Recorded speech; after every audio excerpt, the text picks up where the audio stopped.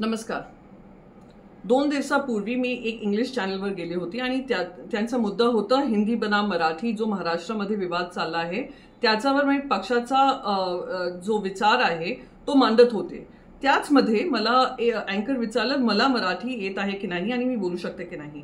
मी त्यांना सांगितलं हो मी बोलू शकते पण माझी मराठी कमजोर आहे. माझं असं म्हणणं होतं की मी फराटेदार मराठी बोलू शकत नाही. हे माझी फेलिंग आहे, ही माझी लँग्वेज डेफिशियन्सी आहे. आता अँकरला कळलं असेल मला माहीत नाही पण एकनाथ शिंदेचा पाठीला असं लागलं की मी मराठी बोलूच शकत नाही आणि त्यांनी माझी ट्रोलिंग सुरू केली. दिवस रात्री ट्रोलिंग होत होते पण मी कधीही ट्रोलिंगला जवाब देत नाही आणि ध्यान पण देत नाही. पण आता त्यांनी सगळे हद पार करून माझा ॲड्रेस, मुंबईचा ॲड्रेस जिथे माझा परिवार राहतात त्यांनी सोशल मीडियावर टाकलं आहे. त्यांची 2% पब्लिसिटीसाठी आणि 2% फेमसाठी त्यांनी माझा ॲड्रेस सोशल मीडियावर टाकला आहे.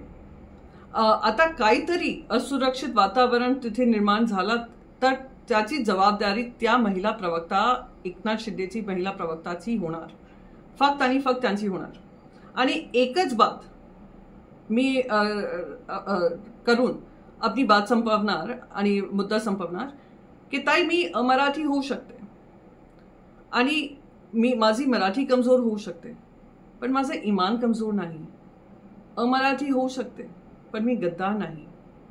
आणि हे मेसेज तुमच्यासाठी आहे पण तुमच्या सगळी महिला गँग पण याच्यावर विचार करा.